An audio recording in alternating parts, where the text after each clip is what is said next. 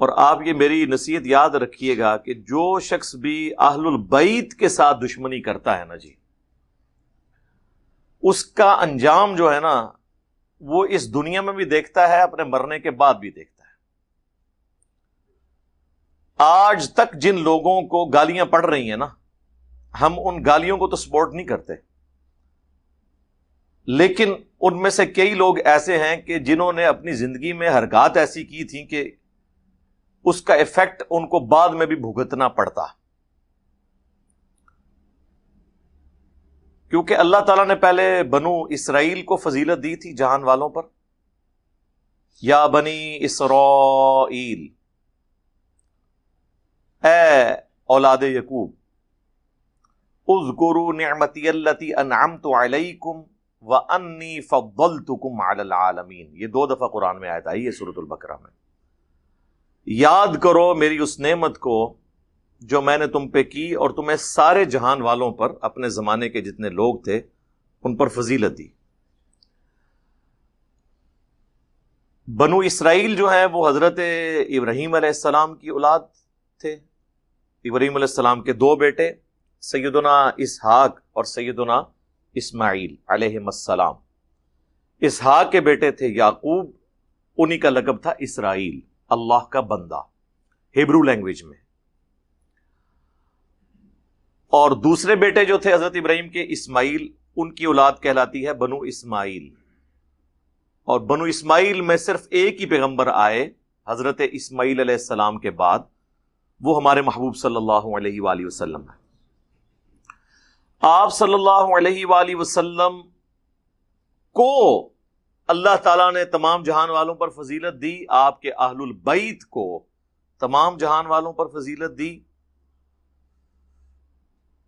ہماری نماز کا لازمی جزو رکھ دیا، محمد اور آل محمد صلی اللہ علیہ وآلہ وسلم پر درود، جو بخاری اور مسلم دونوں میں موجود ہے، کہ صحابہ کرام نے عرض کیا جب یہ آیت مبارکہ نازل ہوئی، ان اللہ وملائکتہ یصلون علی النبی، سورۃ الاحزاب کی 56 نمبر، تو صحابہ نے پوچھا کہ اے اللہ کے نبی، ہم آپ اور آپ کے اہل البیت پر کس طرح درود پڑھیں؟ یعنی صحابہ کو پتا تھا کہ ہم نے آپ کے ساتھ آپ کے اہل البیت پر بھی درود پڑھنا ہے، حالانکہ قرآن میں تو تھا کہ نبی علیہ السلام پر پڑھا جائے۔ صحابہ کرام کو یہ بات پتا تھی کہ درود شریف نبی علیہ السلام کو، اور اس سے بھی بڑھ کر اللہ کو وہ پسند ہے جس میں رسول اللہ کے گھر والوں کا ذکر بھی ہو۔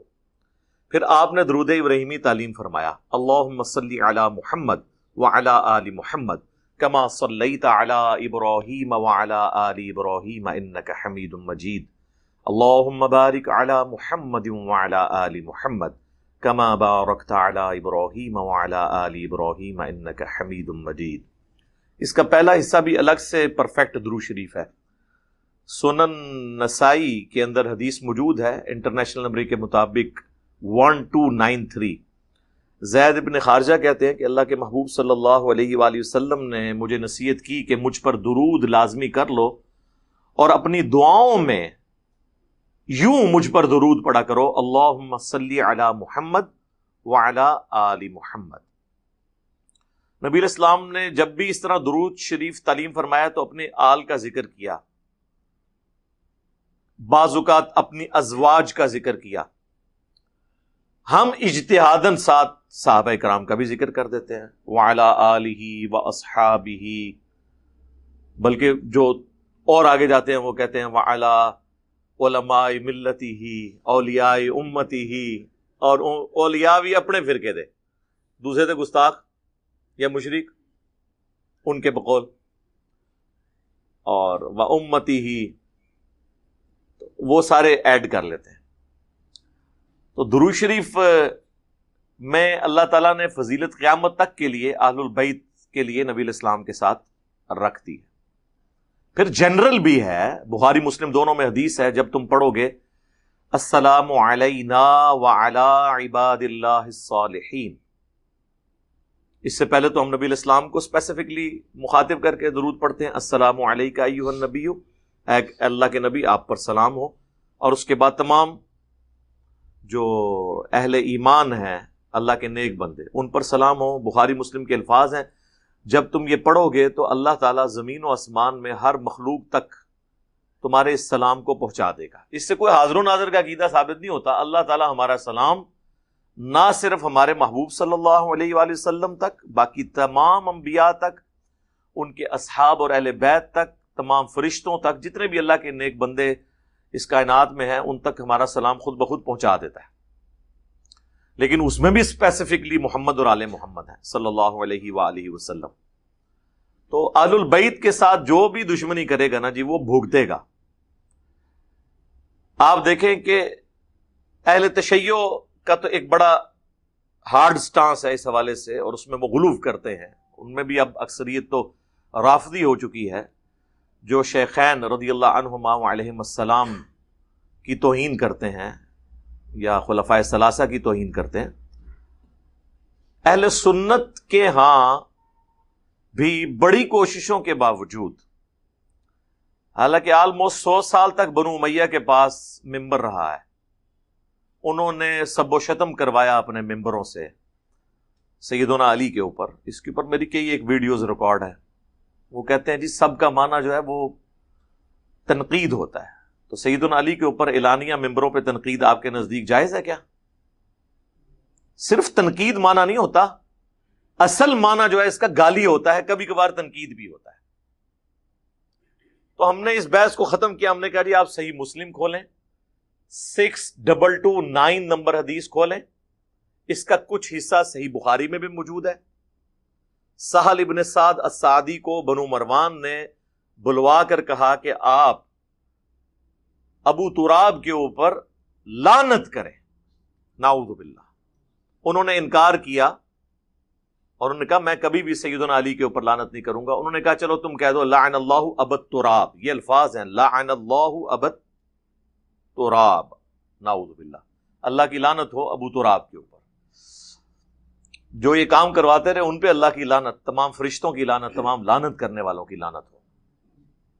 تو یہ مسلم میں الفاظ موجود ہیں 6229، اور امام مسلم کا اللہ بھلا کرے، انہوں نے یہ الفاظ نقل کر کے سب کا ترجمہ، کبھی کوئی تنقید کرتا تھا، کبھی کچھ کرتا تھا، انہوں نے بتا دیا کہ کن الفاظ کے ساتھ یہ معاملات ہوتے تھے۔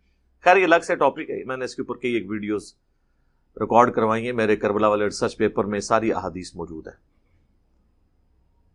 تو یہ جو معاملات ہوتے رہے، اس کے باوجود اہل البیت کی محبت کوئی امت کے دل سے نکال نہیں سکا۔